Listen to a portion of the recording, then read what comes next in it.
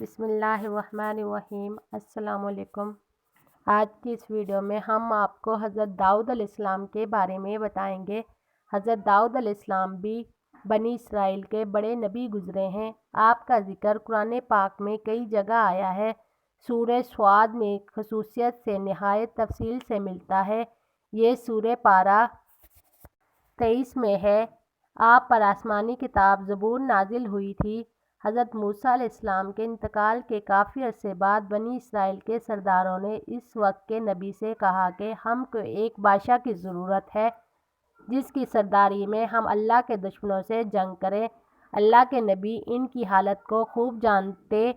پہلے انہوں نے انکار کر دیا کہ یہ لوگ بزدل ہیں، جنگ وغیرہ کچھ نہیں کریں گے، مگر جب قوم اور سرداروں کا اصرار بڑھا اور وہ نہیں مانے تو اللہ کے نبی نے فرمایا، اللہ تعالیٰ نے تمہارے لیے طالوت کو بادشاہ مقرر کیا ہے۔ طالوت ایک غریب آدمی تھے۔ سردار امیر لوگ طالوت کا نام سنتے ہی ناراض ہو گئے کہ سرداری اور بادشاہت تو ہمارا حق تھا، یہ غریب آدمی کو کیسے مل گیا؟ حضرت طالوت بڑے عالم، عابد، جنگ کے ماہر اور بڑے بہادر طاقتور آدمی تھے، اس لیے اللہ نے ان کو بادشاہ مقرر کیا تھا۔ اللہ کے نزدیک تو امیر غریب سب برابر ہے، اس کے نزدیک وہی اچھا ہے جو نیک ہو۔ لوگوں کو تسلی کے لیے اس وقت کے نبی نے یہ فرمایا تھا کہ حضرت طالوت کے بادشاہ بنانے کی ایک نشانی یہ بھی ہے کہ 3 صندوق میں حضرت موسیٰ علیہ السلام اور حضرت ہارون علیہ السلام کی یادگار ہے، اسے فرشتے اٹھا کر تمہارے پاس لے آئیں گے۔ چنانچہ فرشتے وہ صندوق ان کی قوم کے پاس لے آئے۔ آخر انہوں نے حضرت طالوت کو اپنا بادشاہ بنا لیا۔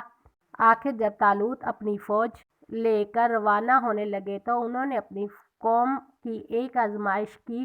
اگر کوئی مصیبت آئی تو یہ لوگ اس کا مقابلہ کریں گے یا بھاگ جائیں گے؟ انہوں نے کہا کہ آگے چل کر پانی کی ایک نہر آئے گی، جس سے اس کا پانی پی لیا اس کو مجھ سے کوئی تعلق نہ ہوگا۔ میرا آدمی وہ ہے جو اس میں نہ پیے، زیادہ سے زیادہ ایک چلو پینے کی اجازت ہے۔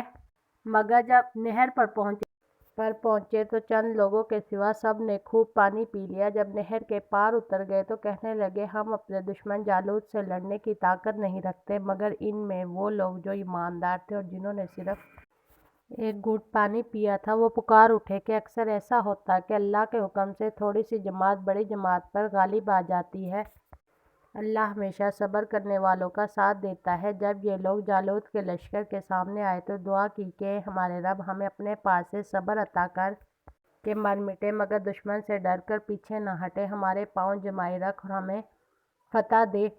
پھر اللہ کے حکم سے انہوں نے دشمن کو شکست دی۔ حضرت طالوت علیہ السلام کے بعد حضرت داؤد علیہ السلام کو اللہ نے حکومت عطا کی، اور حکومت بھی ایسی عطا کی کہ انسانوں کے ساتھ پہاڑوں اور پرندوں کو بھی ان کا فرمانبردار کر دیا، ان کو دانائی اور مقدموں کے فیصلے کرنے کی لیاقت بخشی۔ پھر بھی وہ اللہ کی عبادت ہر وقت کرتے رہتے۔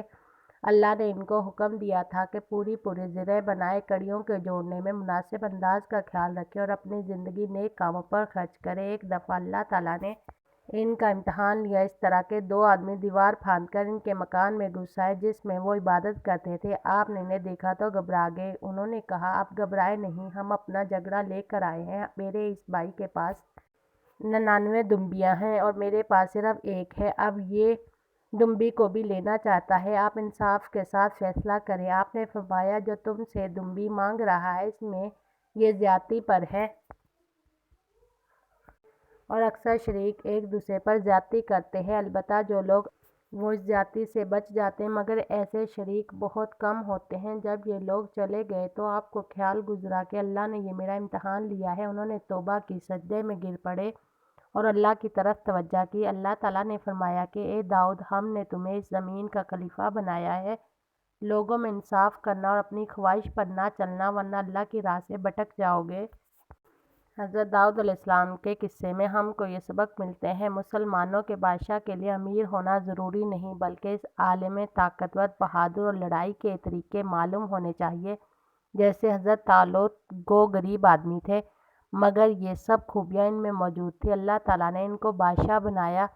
دشمن سے لڑائی جیتنے کے لیے یہ ضروری نہیں کہ تعداد زیادہ ہو، مگر ضروری یہ ہے کہ ہمارا اللہ پر کامل یقین ہو کہ وہ ہماری مدد کرے گا۔ ہم موت سے نہ ڈریں اور اپنے امیر کی اطاعت کریں۔ ہمارے پاس کتنی ہی دولت آ جائے، یہاں تک کہ چرند پرند، پہاڑ، لوہا سب ہمارے تابع ہو جائیں، مگر ہم اللہ کو نہیں بھولیں۔